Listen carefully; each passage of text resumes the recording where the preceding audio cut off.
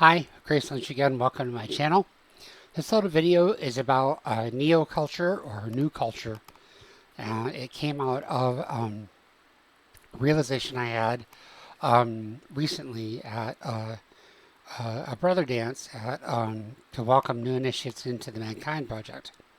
Um, I initiated into the ManKind project, which is a worldwide organization that, from my perspective, is it's a cultural movement of sorts to create a new form of male engagement that provides clearly developed tools to offer man methods for doing his own inner work in a supported situation of other men who know how to use those tools and participate with him in a way that is not controlling or manipulative, but rather inviting and feels safe for each man to do in his own way and on his own terms. There's an initiation process during which the man has an initial experience and introduction to this form of male interaction, and then afterwards, quite often the man will go back to his home area and begin, there's some more training to learn more of the tools that have been developed to help a man do his inner work. And then he often finds a circle of men in his area that he gels with, where he'll go, and then they meet fairly regularly to take turns using the tools they develop to work on their inner things, whatever that is. Again, each man in his own way, at his own pace, and in his own time. When I initiated, it was 2017. I had been back here on the East Coast and in off the streets for 2 years. And look, not well.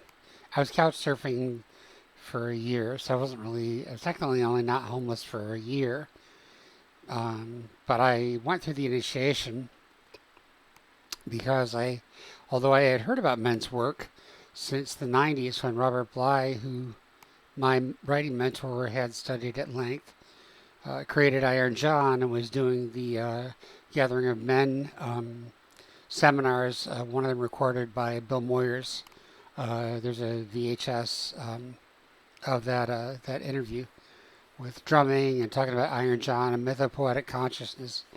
The ManKind project came about during the men's movement, sort of at the similar time, to create a modern version of male initiation. And inside the sensibility, at least from my understanding, that male initiation does a certain thing to help a man shift in from his boyhood sensibility into male culture. And although historically the male initiation things were a little rough, they wanted to take the helpful part of that and try and create something new. And so ManKind Project created this new thing, and they've been doing it for many years. Over time, it was started by straight white men, but over time it's grown to embrace people of color, or men of color, trans men, LGBT men, veterans, and even now neurodiverse men. So they don't really have a model for the neurodiverse, by the way, but my point was, like, when I was hearing about this over the years, I had not heard about them initiating gay men, so I wasn't going to have anything to do with it. Well, when I got back here and I was getting stable in my life, I happened to run into an initiated man at another event at another organization we belong to. We had a chat. He mentioned that MKP initiates gay men as men, and I didn't believe it. I did research as best I could find out. There was no other male society that I had been able to find in the history of human civilization that initiates gay men openly and honestly as men. I've heard of societies that initiate gay men as a separate gender. I've heard of societies that initiate gay men as long as they don't talk about it and sort of assimilate to a heteronormative sort of attitude. But I'd never heard of one that actually openly says, we accept you, we want you in here. When I went through my weekend, which was in 2017, I did not know that I was autistic. I did not know much about my TBI, my synesthesia, my aphasia, any of these things. And I went through my weekend, and it was an incredible experience.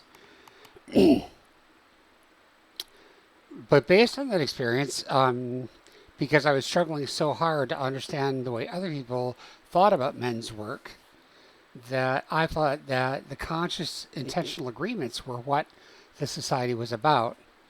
And on that basis, because I process literally, and most social people do not, I ran into endless conflict with that kind of thing.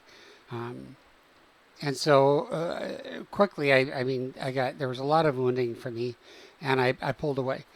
But I continued to love the sense of the work. I'm a father, and I enjoy working with men in recovery. I like that. I like being a healthy and generative presence in my world, and try to be a good man in a way that agrees with my heart and my faith. I don't know how I could explain that to somebody else, but anyway. When I got older, like 55, I declared as an elder because that's a practice in MKP, and there was not much pressure to assimilate in the elder culture. So I started to explore elder energy for myself, what I want to do with my life in terms of offering blessing. One thing led to another, and I ended up down at this brother dance, and I after 7 years, I looked and I saw the staff putting together the weekend for the new people, and the staff had come from all over the country, didn't know each other, and I just watched them, and it finally dawned on me that I could have my own perspective of what ManKind Project was doing, not only in the weekends, but in general. Although I had believed it was about the different agreements and the different cognitive things and the initiatives and all the different things, I came to understand that, and what I saw from my aphasic perspective that didn't require words, was that the men were each doing the best they could to work together to create a new kind of experience for the new men. And then the new men go through that experience over the weekend, and on the other side of the weekend, to put it bluntly, they survive the weekend, they survive an experience they never had, and they survive it in relation to men they've never met, who have treated them in a way they've never been treated before.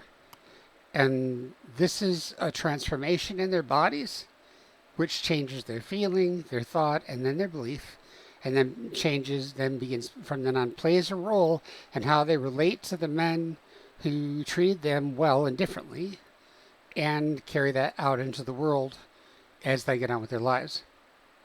And when I saw that, I saw, oh, so then the real work of it is creating a new form of male culture. All that has to happen is that one man, one person, treats another person in a way they've never been treated before, in a way that feels good, feels healthy, but they don't understand. And then that creates a new human relationship.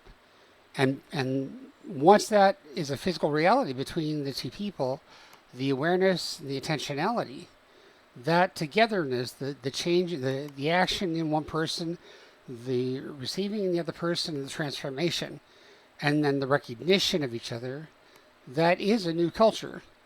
And that's all that's necessary.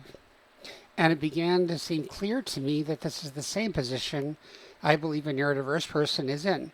He doesn't have to create new agreements and new logics. I just be myself in my form of neurodiversity. Other people experience me in a way that they never had before. And then they get to have experience with a neurodiverse person on unfamiliar terms. And this creates the foundation of a new and wider form of culture. Neoculture. So that's the idea. Bye.